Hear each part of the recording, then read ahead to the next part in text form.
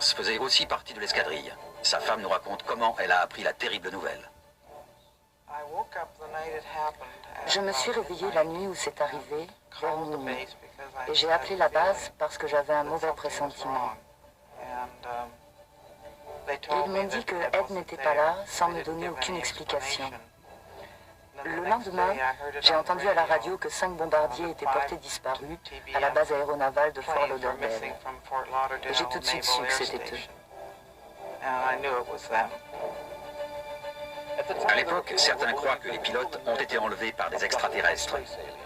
Des années plus tard, Steven Spielberg exploitera ce thème dans son film Rencontre du troisième type, dans lequel on retrouve les avions dans le désert mexicain et les pilotes dans un vaisseau spatial. Je pense que toutes ces théories sur des ovnis et des distorsions de l'espace ne tiennent pas debout. Mais au début, quand j'en ai entendu parler, je m'y suis raccrochée en me disant que c'était peut-être ce qui s'était passé et qu'il y avait peut-être une chance qu'ils aient survécu. Qui aurait cru alors qu'un demi-siècle plus tard, on serait encore à la recherche de ces 5 Avengers? Le bateau de recherche Deep Sea s'est lancé dans une dernière expédition pour tenter d'élucider le mystère.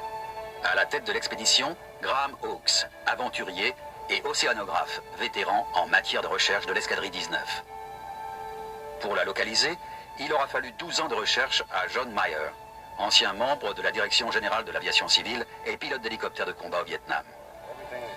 J'ai rassemblé tout ce qui se rapportait à la navigation. Je me suis procuré des cartes de 1945, j'ai déterminé ce qui avait changé et j'ai reproduit ces variations au demi-degré près. D'autres gens qui naviguaient dans ce secteur cette nuit-là ont raconté qu'ils n'avaient jamais vu une mer aussi agitée. Quand le premier pilote s'est craché, Taylor avait dit une demi-heure plus tôt, « Quand le premier gars descendra, on tentera tous un amérissage forcé. » Et le premier gars a améré. Et la météo était si mauvaise qu'ils ont perdu tout contact Je visuel? pense, oui. Donc ils n'ont pas délibérément désobéi aux ordres. Ils ont perdu le contact et ça a été chacun pour soi. Là, à un moment donné, suite à une décision du chef d'escadrille ou à une mutinerie des pilotes, ils ont viré à 180 degrés à l'ouest, ce qu'ils auraient dû faire depuis le début. Mais ils croyaient être au-dessus du golfe du Mexique et l'ouest est en plein océan. Absolument. C'est une erreur plutôt grave. Et ça, c'est la première supposition scientifique. Là où il y a un petit rond. Et cet endroit s'est avéré être à environ 6 km au nord de la position que j'ai finalement déterminée qui est ici. C'est donc la version corrigée. Exactement. Ils n'hésitent pas à faire une croix au milieu de l'océan. On va fouiller cette zone. On est limité par le temps. Si les avions sont là, on les trouvera. Et vous savez, l'océan est immense. Franchement, John, si on les trouve, je tirerai mon chapeau. Je le mangerai même. Ok, j'adorerais voir ça. Meyer fonde de grands espoirs sur ce projet, car retrouver les Avengers est devenu une obsession pour lui. Il a déjà essuyé des déconvenues. 5 ans auparavant, lors d'une expédition similaire, il a localisé l'épave d'un Avenger. Mais une fois remontée à la surface, on s'est aperçu qu'elle n'appartenait pas à l'escadrille 19. Graham Hawkes a connu le même genre de déconvenue il y a quelques années quand il a découvert un groupe de 5 Avengers. Il avait alors déclaré qu'ils étaient peut-être de l'escadrille 19, mais la presse avait déformé ses propos et affirmé que les Avengers disparus avaient enfin été retrouvés. 2 jours plus tard, Hawkes avait tenu une conférence de presse pour rétablir la vérité.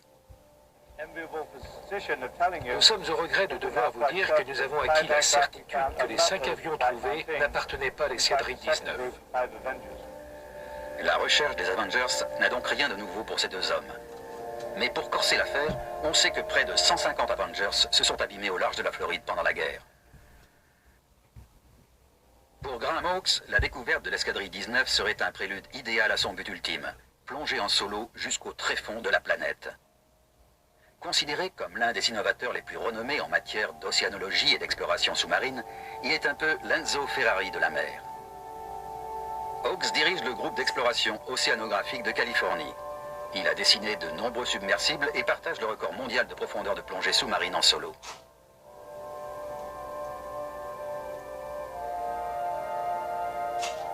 Récemment, il a conçu le Deep Flight 2, un submersible ressemblant à un avion qu'il espère piloter dans l'endroit le plus profond de tous les océans, la fosse des Mariannes. Le bateau de recherche Deep Sea s'est lancé dans une expédition pour tenter d'élucider le mystère de l'escadrille 19.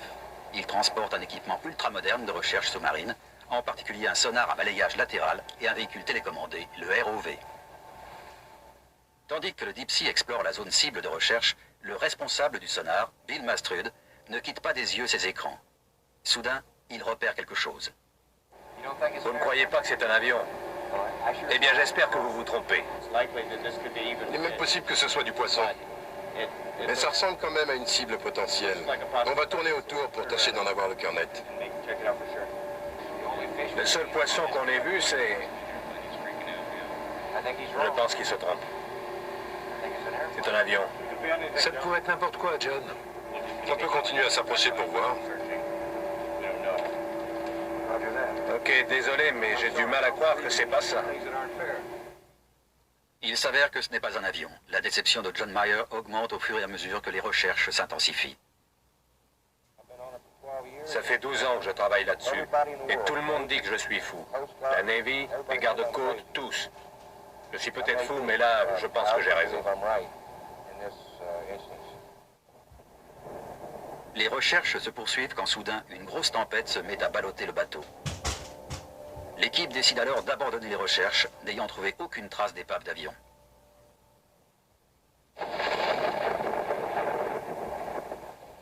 Le Deep Sea met le cap vers le sud, en direction d'un endroit où Graham Hawkes a la preuve qu'un avion s'est abîmé en mer.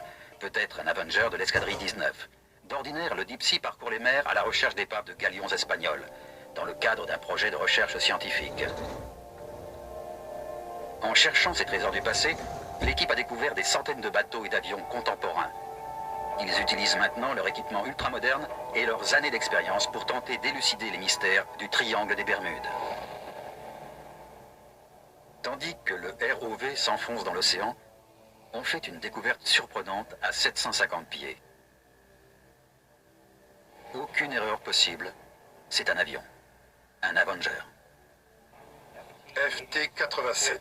FT-87, quelle est la profondeur? 767 pieds. Baissez un peu la caméra. Parfait. Regardez le canot pneumatique. Juste derrière le... Là. Je crois que c'est là. Il devrait y avoir une inscription dessus. Oui, il est à l'intérieur. Mais la porte est fermée. Sur l'autre Avenger, il était à tribord. Je me demande s'il y en a deux. La verrière principale est arrachée. Mais il reste la cloison. On dirait que le pilote a pu se dégager. Et le reste de l'équipage a dû sortir par un trou à tribord qu'on n'a pas encore vu. Ne pas se tenir sur la passerelle pendant que l'aile se replie. Cette peinture tient rudement bien. Essayez de voir la tourelle de la mitrailleuse. On devrait arriver à pénétrer à l'intérieur. Il y a tellement de trucs là-dedans qu'on a du mal à se frayer un chemin. Les caméras retransmettent des images étonnantes.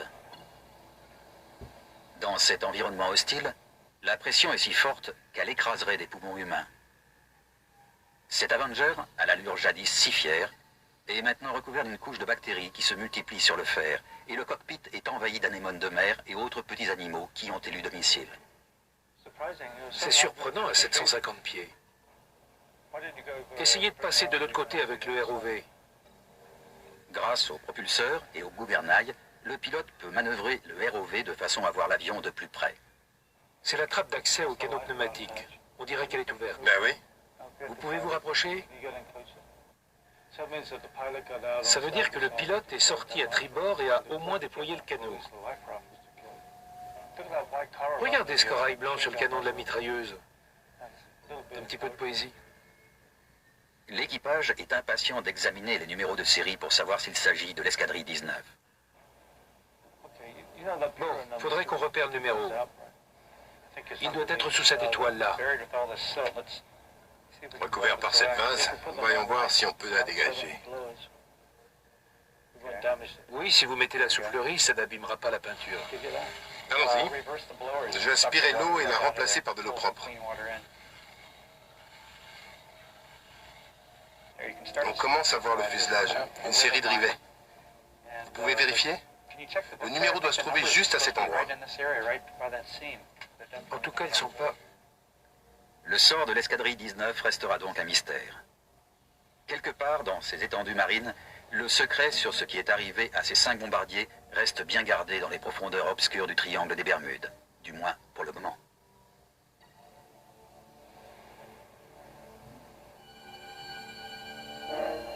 Le couloir de la drogue qui relie les Bahamas à la Floride est parcouru par bon nombre de hors-bords. Mais les trafiquants imprudents sont souvent victimes de ces eaux impitoyables.